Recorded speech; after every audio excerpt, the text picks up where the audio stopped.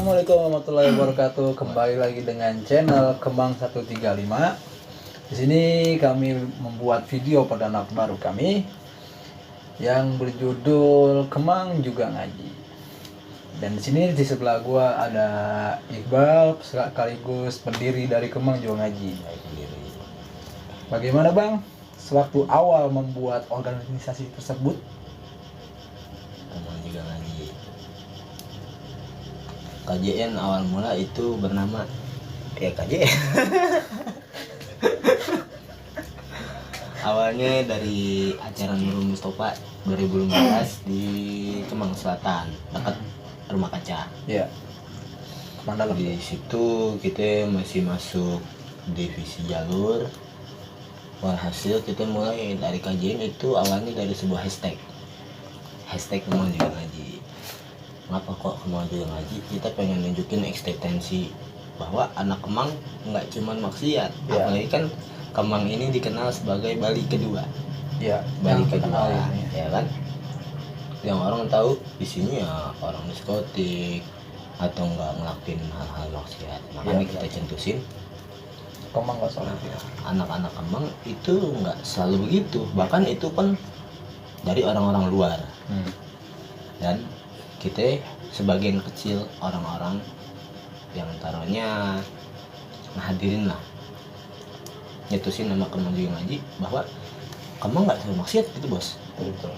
Ada sebagian kecil, oh ternyata Kemang ada juga nih yang ngaji, ya kan? Ada juga anak-anak Kemang yang taruhnya ngikut di dalam lingkupan majelis. Itu awal mula kenapa kita namain Kemang Juga Ngaji. Dan itu terdiri di awal tahun berapa Bang? Itu acara Nurul Mustafa di Kemang Selatan 2017. 17 Oktober 2017. Kita bikinnya tanggal 18 Oktober 2017.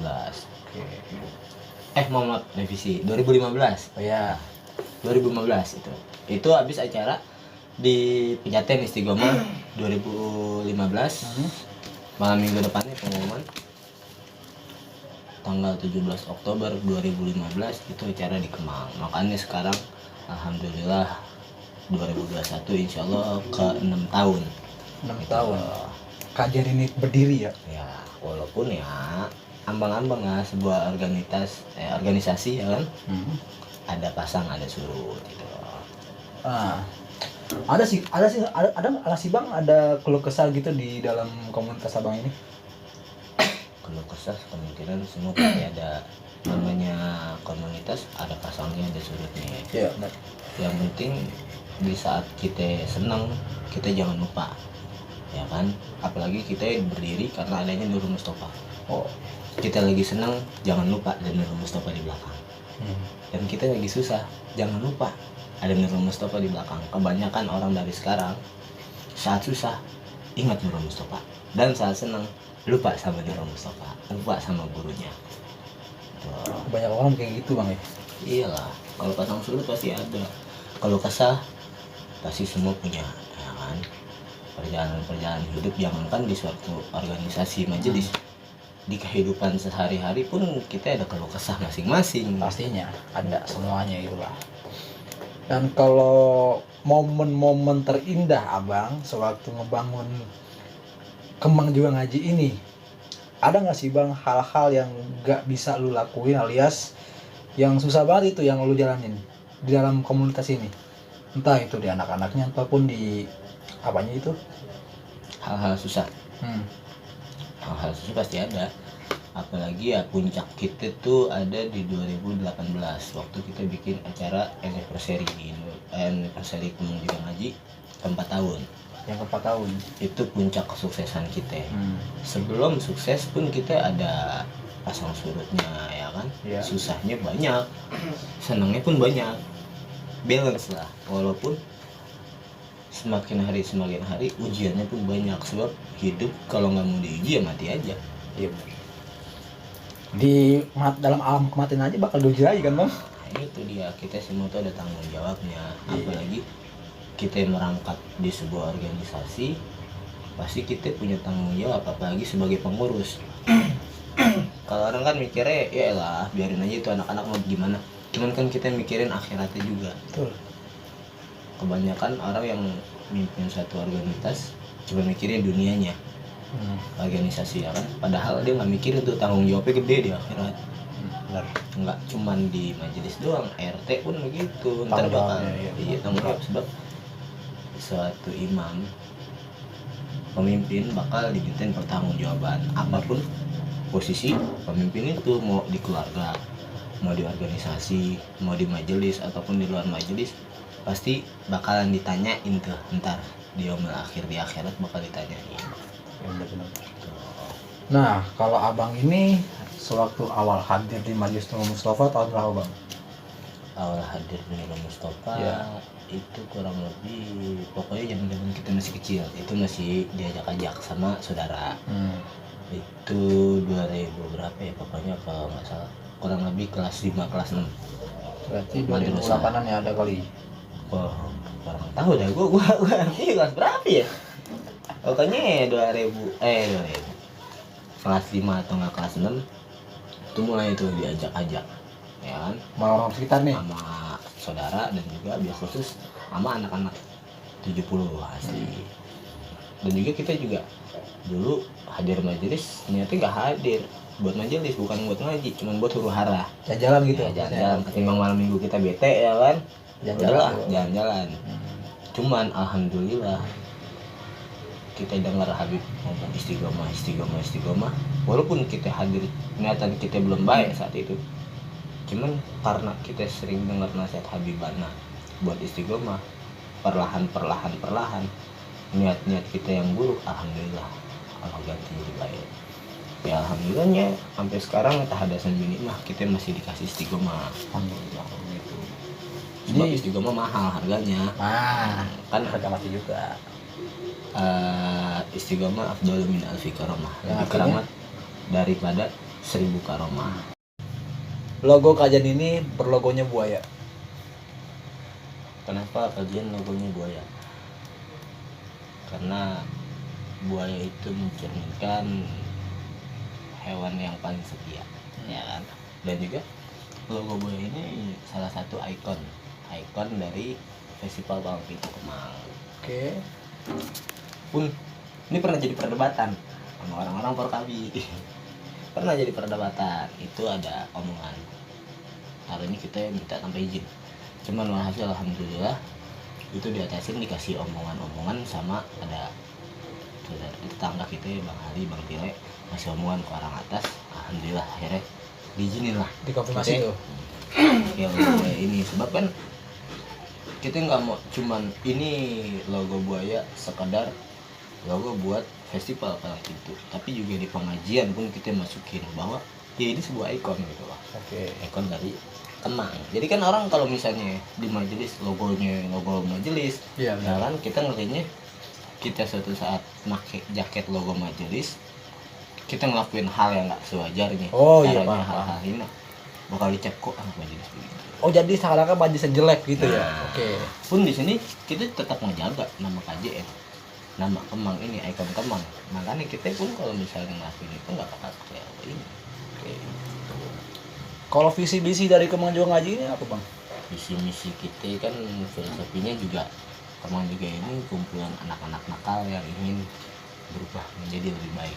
Oh, sesuatu tema yang itu ya. Iya. Oke, oke. Di sini kan kita juga dulu 2000 berapa itu kita pernah ada buku ini, buku keramat namanya ya kan. Di sini alhamdulillah tak ada semimah, Allah kasih kita pemikiran di buku ini. Ada beberapa syair yang kita tulis ya pemahaman kita lah, Karangan siapa tuh bang?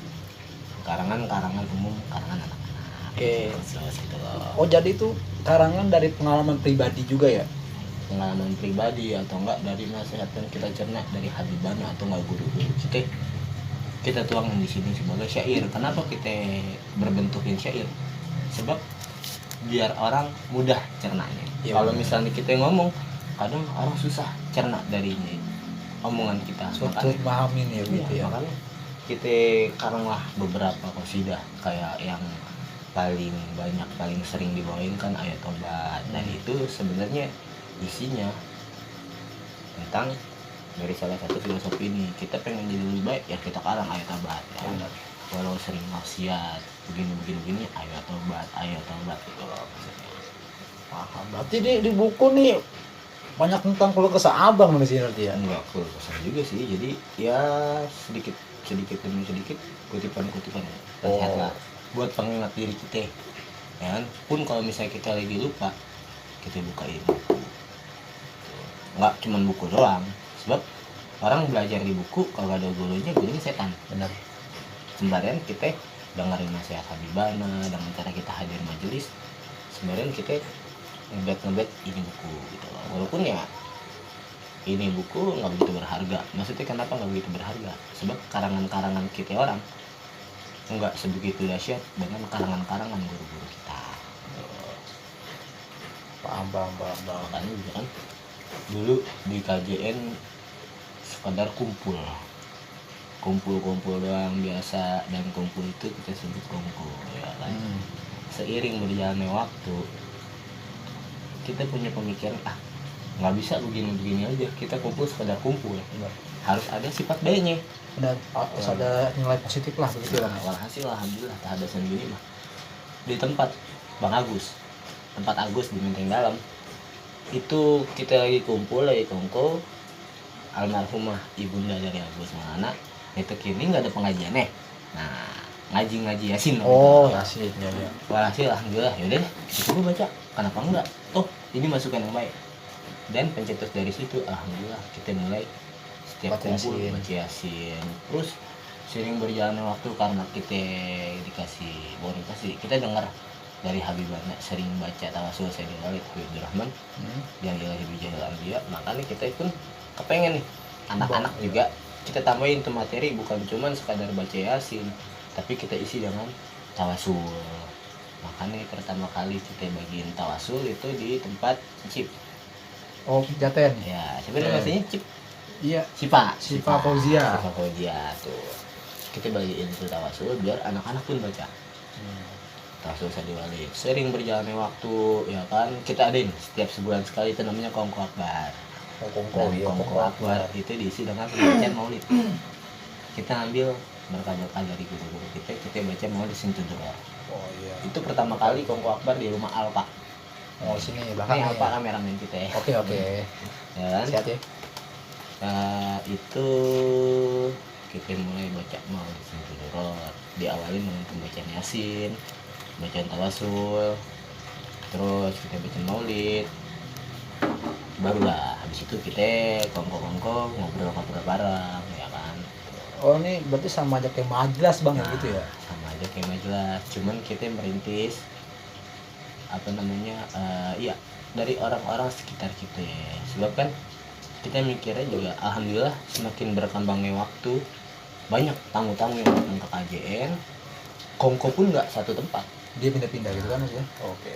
dulu di BC walhasil pindah ke tempat Agus, ke tempat Fikri, ke tempat ente kan, Ya. tempat Alpa, terus ke tempat-tempat yang lain, bahkan sampai dulu alhamdulillah kita ngerekrut buat panitia Nurul Mustafa ada dari Tambun, dari Tangerang, nyebar lah Kongko itu kita adain di Tangerang, di daerah Kladen dan juga di Tambun, Bekasi.